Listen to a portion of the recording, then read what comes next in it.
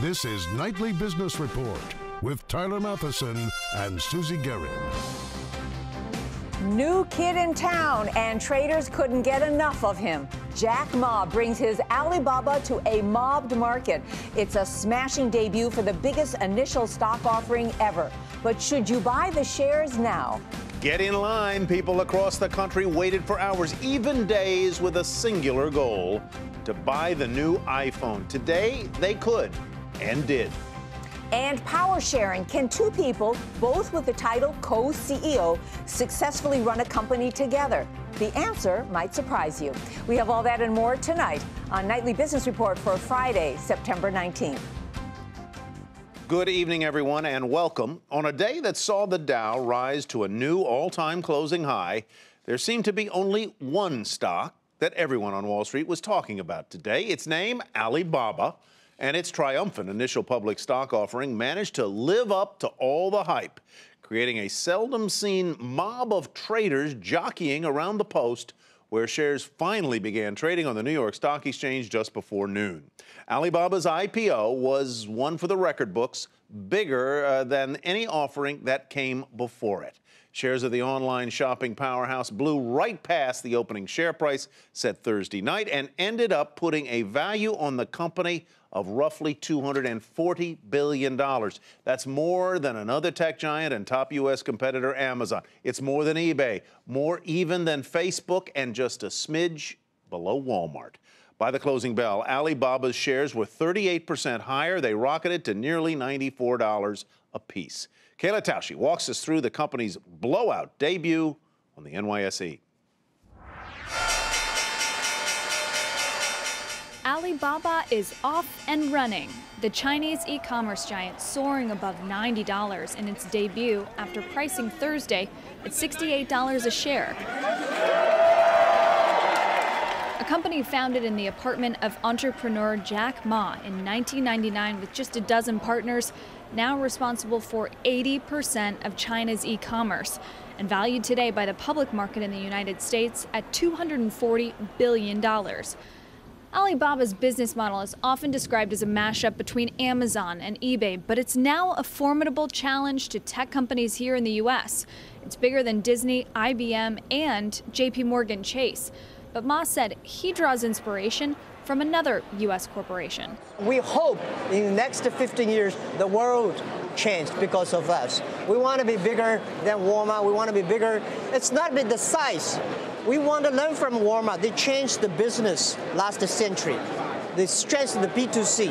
And we hope 15 years later, they say, this is the company like Microsoft, like IBM, like Walmart. They shape the world. Alibaba's platform sold $269 billion in goods last year, and its vendors were responsible for 60% of all packages shipped in China. Alibaba helps small businesses connect to new customers and in turn buttressing China's middle class. That's the main reason why investors have been clamoring for shares. They're willing to pay much more than the $68 IPO price set by the company, but Ma said he didn't want to disappoint shareholders and he wanted them to make money. He also wanted to avoid the disastrous IPO of Facebook.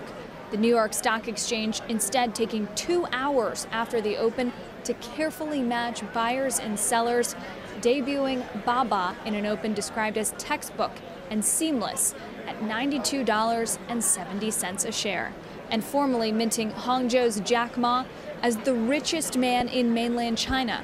But his fight to grow Alibaba is still centered on the little guy, one he's often reminded of by a famous movie character. The hero I had is Forrest Gump, and I watched movie before I came here again. For humility. Yeah, for coming to the New York, because I watched the movie again and telling me that no matter whatever changed, you are you, and I'm still the guy 15 years ago. Alibaba, of course, is now far bigger. For Nightly Business Report, I'm Kayla Tausche in New York. Well, Yahoo investors were not as enthusiastic today. Yahoo owns nearly a quarter of Alibaba, but it sold 121 million shares at the initial offering price of $68 a share, not at the opening price, which soared to almost $93. So no surprise then that shares of Yahoo ended down nearly 3% on the day. But Yahoo could collect about $5 billion in profit. So, should you own shares of Alibaba in your portfolio? Let's find out from Max Wolf. He's a partner at Manhattan Venture Partners, an investment and research firm in New York City. Welcome back, Max. Good to have you. What do you say? Should I buy this stock if I could get some on Monday, Tuesday, or Wednesday of next week? Well, thanks for having me. It's always a pleasure to join you. It depends a little bit whether you should buy it on what your risk appetite and what your time horizon are, but that's always a little bit disappointing to answer a question with a question. So what I'd say is at $93 or $93 plus where it sits right now, you really don't have much upside here. So we think at $93, this company is basically fully priced to have a fantastic year ahead. And that means that you're going to take a lot more risk than you're likely to get upside reward over the next 12 months. We love the company. We think it's going to do big things, but the price says it already did them, and we actually have to wait to see. So some investors might say, Max, that it had so much momentum today, it might hit $100 next week or in the next month or so, and they don't want to miss out on that run. What would you say to them?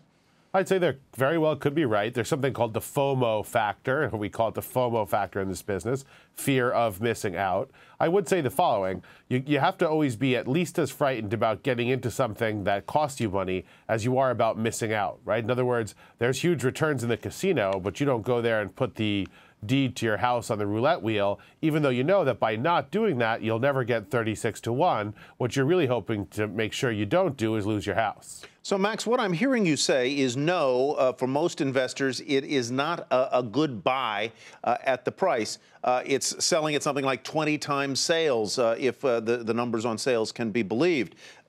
But so there's no fundamental issue that you have with the company itself or with the corporate structure under which investors are actually buying shares in a holding company domiciled in the Cayman Islands. That's not what worries you here. No, so it's a great question. I do like the company. I do think it has a bright future. I think, for the reasons you pointed out, you can't actually buy shares in Alibaba. So buying shares in Alibaba is a bit of a misnomer. What you have to do is buy shares in something called a variable interest entity. And what that means is that under Chinese law, a foreigner, like the people buying in the New York Stock Exchange, can't buy these shares. So a company is set up in the Cayman Islands here, the Caribbean, off the coast of off the U.S. here, and you buy shares in that company, which has an underlying contractual relationship with the company Alibaba.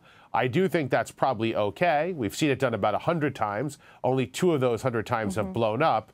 But I do think because there is an extra murkiness, an extra risk, an extra complication, that makes me more sensitive to want a little bit of a discount, or at least not to want to pay a large premium. Let me ask you this, Max, because I saw your big report on Alibaba. You've done a lot of research on it. And for investors looking for some of the fundamentals, do you think that this company has the capacity to really keep up this growth rate and to compete against a Walmart or an Amazon or an IBM even? So it's a great question, and we are going to give away our report for free at mvp.vc. So folks who want it can come and get the whole thing themselves. Might be a better cure for insomnia than you had expected, but it does have a lot of information. I do think this company will grow into a competitor of sorts. However, unlike some folks, I think the way the average American will interact with the company is through companies here that they've been buying. Companies like Lyft, which provides cab or limousine-type transportation, Kabam, whose online games are played by many people. I think eventually we're going to see them have a bigger role in the near-term future here in the business-to-business front, in which various local retailers and merchants will buy in bulk from all over the world in a nice, easy way and have those products produced elsewhere brought here and sold. Max, thank you so much. Great to be with you again. Max Wolf of Manhattan Venture Partners. As we continue our coverage on Alibaba, Alibaba founder Jack Ma said that the company's growth will be a win for small businesses here in the U.S. So how will those businesses see those gains? And if they're the winners, who loses? Kate Rogers takes a look. For some small companies, selling products on Alibaba has not been as easy as advertised. So we're going to have a pink block that goes through here. Will Willis listed the shirts he designs and manufactures for his company, Confrontational Clothing, on the site last year. He went to Alibaba to get international exposure. What he got instead was an inbox full of spam. I was getting emails like, we want to buy 100,000 shirts from you. We're ready to purchase right now. Here's our credit card. And it just turned out to not be true. Alibaba founder Jack Ma touts the site as a way for small companies to break into the global market, including this line from a marketing video from the company's recent roadshow. We help merchants and customers find each other and conduct business on their terms. But Willis says the international opportunities he's had through Alibaba have not panned out, and some have even been outright scams. We took the credit card information. We even took a picture of their ID, and it ended up being a stolen credit card. But not all small businesses have had the same experience with Alibaba. For B2B wholesaler Dollar Days, international sales have ticked up since listing on the site 4 years ago. CEO Mark Joseph says he gets about 80 new international customers a day through Alibaba, most of whom like doing business with American companies. Their interest is we are U.S. based. And that gives us a lot of credibility. Now, Alibaba doesn't break down how many businesses it partners with domestically, but it does say it gives Chinese consumers access to millions of merchants around the globe. And it's that exposure that's gotten the attention of so many small companies here in the U.S. But that access is not enough to make Willis renew his contract with Alibaba. And he's delivering this message for other small businesses. Just do your due diligence and be careful. Kate Rogers, Nightly Business Report. As for the rest of Wall Street today, stocks ended mostly higher, but not by much, getting a lift from those gains at Alibaba and Scottish voters' decision to remain part of the United Kingdom. The Dow was up 13 points, ending at a new historic closing high. The Nasdaq was down 13 points, and the S&P 500 sort of split the difference. It lost 1. For the week, the Dow was up nearly 2%, the Nasdaq edged up a little, and the S&P also rose more than 1%. A huge sigh of relief in the markets around the world on Scotland's historic vote against independence, keeping the United Kingdom united. Now, even though a majority of Scots voted no to breaking away, Scotland may never be the same. Michelle Caruso-Cabrera has more from Edinburgh, Scotland. Cheers and jubilation at the No campaign headquarters as the results rolled in. The Scots voted decisively against independence from the United Kingdom by a wider margin than expected, 55% against, 45% in favor. Bagpipes played a lament in the square in Glasgow where supporters of independence had gathered. Soon after the results were announced, have voted no to the referendum question. The newspapers rolled hot off the presses and UK Prime Minister David Cameron addressed the country. The people of Scotland have spoken. And it is a clear result. They have kept our country of 4 nations together. And like millions of other people, I am delighted. As I said during the campaign, it would have broken my heart to see our United Kingdom come to an end. The financial markets breathed a sigh of relief. Shares of Scottish banks like the Royal Bank of Scotland rallied sharply, and the British pound reacted positively too. The Scots were mixed in their reactions, just as they were in the vote. Fantastic news. Yep, all for it. We look to the future and hopefully, yeah, everybody acts like grown-ups and we just go on and hopefully make these changes that the government had promised they would make. I was a yes man. Yeah, we need to live with it now. It's definitely good that we're getting more devolved powers. It should have been on the ballot paper, but it wasn't. So let's hope for the best. Although the Scots voted to stay in the United Kingdom, the UK is unlikely to ever be the same again. Before the vote, the Prime Minister, David Cameron, promised the Scots if they voted against independence, they would get more control over their financial affairs. And today, he vowed to deliver on that promise. However, he also made a surprise announcement. He said that all the nations of the United Kingdom would get those same powers. So just as Scotland will vote separately in the Scottish Parliament on their issues of tax, spending and welfare, so too England, as well as Wales and Northern Ireland, should be able to vote on these issues. And all this must take place in tandem with and at the same pace as the settlement for Scotland. The leaders of the UK having to cede control in order to maintain control. For Nightly Business Report, Michelle Caruso-Cabrera, Edinburgh, Scotland. Still ahead, now that Oracle has co-CEOs, are 2 heads better than 1 running a company? The answer may not be what you think.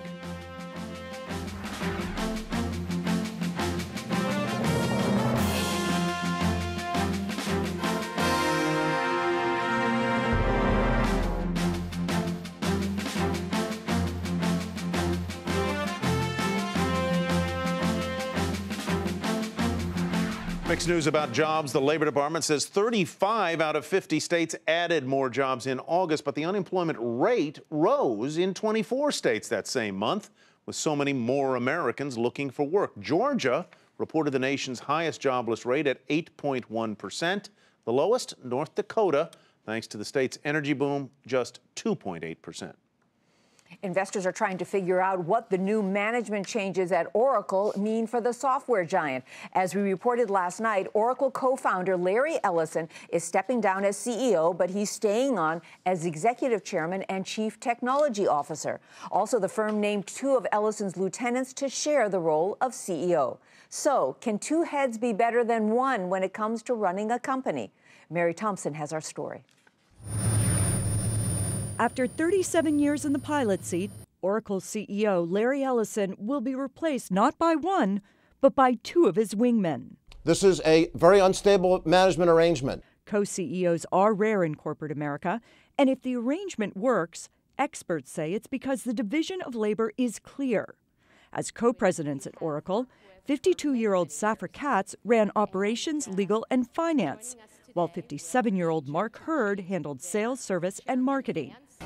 Responsibilities Ellison said on a conference call will remain the same despite the title change. I'm going to continue doing what I've been doing over the last several years. They're going to continue what they've been doing over the last several years. Still, the history of CEOs successfully sharing the title is a mixed one, according to Yale's Jeffrey Sonnenfeld. Companies only do this on very rare occasions if there's some degree of a board battle, some degree of a transition of something's taking place, or if they've grown up together like they did at Goldman Sachs. And frankly, at Goldman Sachs, one of these co-CEO arrangements didn't work. That would be when Hank Paulson, who went on to become Treasury Secretary, pushed out his co-CEO, John Corzine. And when Sandy Weil's Travelers merged with John Reed's Citicorp to form the financial powerhouse Citigroup, a power struggle followed, with Weil pushing Reed out. Still, experts say co-CEOs can coexist if they share values, vision, or maybe a name. Brothers Richard and Tim Smucker ran J.M. Smucker until 2011, until Richard took over as the sole CEO. And while entrepreneurs are said to dislike power sharing, some pairs have powered the growth of some big U.S. companies. Technically, Google founders Larry Page and Sergey Brin were not co-CEOs, but they did get Google off the ground and continued to run the company alongside Eric Schmidt, who they hired as CEO after year 3. John Mackey founded Whole Foods, then tapped co-CEO Walter Robb to help him run it. And Chipotle's founder Steve Ells co-CEOs with Monty Moran, a rare example of two cooks in the corporate kitchen creating a recipe for success. For Nightly Business Report, I'm Mary Thompson. GlaxoSmithKline gets handed the largest corporate fine ever in China, and that is where we begin tonight's market focus. A Chinese court found the drug maker guilty of bribery and fined it nearly $500 million. The court said its subsidies to doctors and hospitals to get them to use its products amounted to thinly veiled bribes. Despite that, shares were up a fraction to $47.38. Shares of Caterpillar moving the other way, taking a hit in today's session. It reported dealer sales fell 10% globally in the 3 months ending in August, weighed down most especially by a sharp sales decline in Latin America. The mining equipment maker has struggled recently with weak demand for its machinery. It's had to close plants, lay off workers. The stock today down about 2% at 102.51. Germany's Siemens reportedly plans to offer more than $6 billion for Dresser Rand. This is the American compressor and turbine maker. Earlier this week, the Swiss company Sulzer said it was in talks with Dresser about a possible deal, so this new bid could derail that merger. Shares of Dresser Rand surged about 9.5% to $79.91. And SAP, another German company, is buying Concur Technologies in a deal worth more than $7 billion. Concur makes software to help employees manage their expense accounts. The deal will allow SAP, a huge software company, to expand into this travel-related software for hotels and tourism services. Shares of SAP fell more than 4% to $73.97, but Concur spiked more than 17% to $126.82. U.S. sanctions against Russia over its actions in Ukraine are impacting the nation's biggest oil company. ExxonMobil says it will stop drilling an exploratory well in the Russian Arctic in a partnership with Moscow's state-owned oil company Rosneft. in order to comply with those sanctions. Now, drilling had been planned to stop next month ahead of the Arctic winter anyway. Our market monitor didn't get swept up in all the frenzy for Alibaba today. He's Charlie Brobinskoy, Vice Chairman and Portfolio Manager at Ariel Investments. Charlie, nice to have you back on the program. So you were not buying Alibaba. Tell us why. Well, nobody bought shares in Alibaba. You can't buy shares in Alibaba. You bought shares in some Cayman Island holding company, which has a contractual agreement that the Chinese government has set up. But in fact, the Chinese are famous for not respecting contract rights and for the rights that come with normal corporate governance. So we're very skeptical of this whole arrangement. The Chinese-American history is full of American companies that have made very good investments with 40-year leases, only to have those leases teared up when they look too good for the American investor. Let's move on to some companies, Charlie, that you actually do like, starting with your first pick tonight, and that is Western Union. You got a price target at $23 a share. We're value investors. We think the one thing that works in the stock market is buying things that others don't like when it's trading cheap. And Western Union is trading at about 11 times earnings. People are very focused on the iPhone, taking away transfers within the U.S., but that's only 8% of Western Union business. The rest of the business is cross-border. And you like looking for value stocks. You like Stanley Black & Decker. That's SWK. Tell us what you like about it and what's the target on the stock. Most housing-related stocks are trading at big multiples because everybody knows that housing starts are going to improve from their current level of about 1 million to more like the historical average of 1.5 million. When that happens, the construction workers are going to use DeWalt tools. Mm-hmm. You and I are going to buy Black & Decker tools. And the whole housing recovery is going to help Stanley Black & Decker in a big way. So you like drills, you like telegraphs, and money. I know Western Union isn't really a telegraph company. And you also have another old school pick. It's IBM. Absolutely. An out-of-favor name that people love to hate. But in fact, IBM is on the forefront of big data. When governments and companies are trying to take advantage of all the data that they have today, IBM is absolutely a leader in that cloud-based data analysis. The Watson computer that keeps winning Jeopardy is just an example of what they're doing with big data. They're going to be a very successful software company in the future. Charlie, as a value investor, is it hard to find value in this market? That's a good question. It is harder, that's for sure. 3 or 4 years ago, we were looking at some of these kinds of companies, and there were lots of companies trading at 10 or 11 times earnings. But now the average quality company is more like 16. So I would say the market has gotten pricier, a little bit above fair value, but still a really cheap relative to bonds. You know, several things got taken off the table this week. The Fed, the Scottish independents, now Alibaba. Quickly, for the rest of the year, is it green light for stocks, yellow light, red light? Let's call it yellow lights. We've had a wonderful run for the last year and a half. Things have been very good. I think they're going to be good, but let's call it high single-digit, low double-digit returns for the next 12 months. Charlie, thanks for coming on the program. Have a great weekend. Thanks for having me. Charlie Brobinskoy with Ariel Investments. And coming up, what thousands of people across the country stood online to get, some for hours, others for days. Was it worth the wait?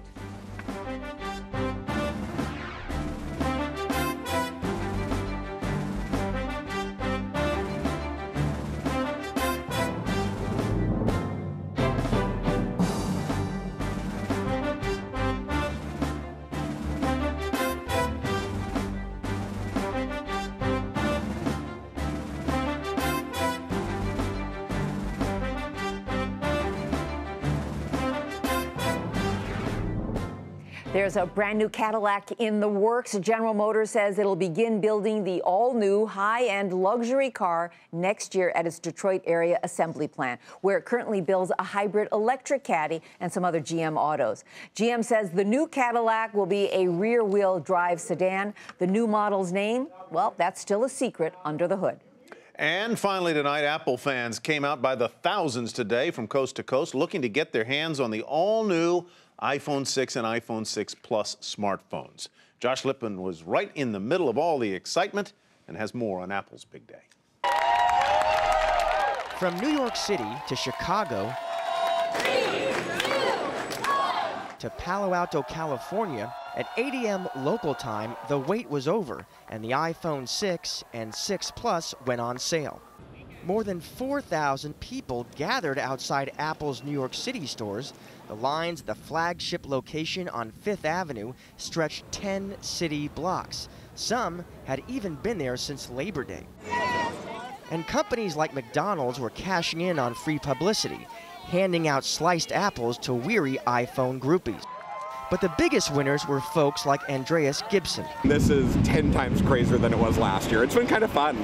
At the Palo Alto store, Apple's CEO Tim Cook made a surprise appearance. Cook shook hands and took selfies with the hundreds of fans who lined up here to get their hands on the new phones. And when asked whether he's using the iPhone 6 or a larger 6 Plus, Cook said, "Both. I'm lucky."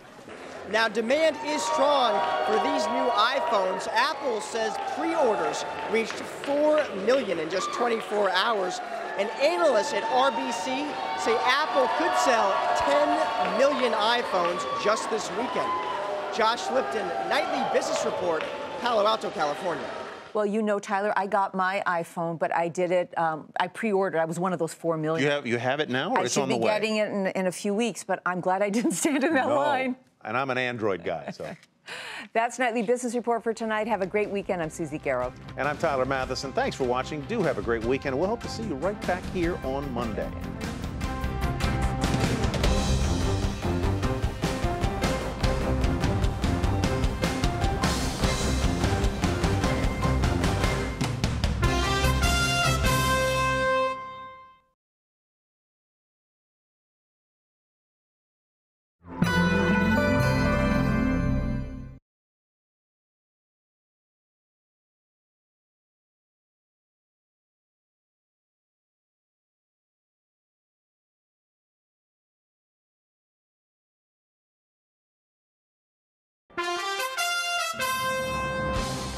I'm Susie Garrow with the Nightly Business Report News Brief.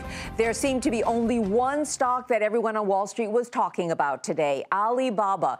Its triumphant initial public stock offering lived up to all the hype, with shares soaring 38% in their debut. Apple fans lined up around the block to get hold of the new iPhone 6 and 6 Plus, which hit stores today. On Wall Street, stocks ended mixed, getting some lift from Alibaba and the Scottish vote to remain part of the United Kingdom. The Dow rose 13 points to a new record, the Nasdaq down 13, and the S&P 500 lost a point. 35 states added jobs in August, but the unemployment rate rose in 24 states as many more Americans looked for work. And Cadillac will begin building an all-new luxurious sedan next year. Be sure to tune in to Nightly Business Report right here on your public television station.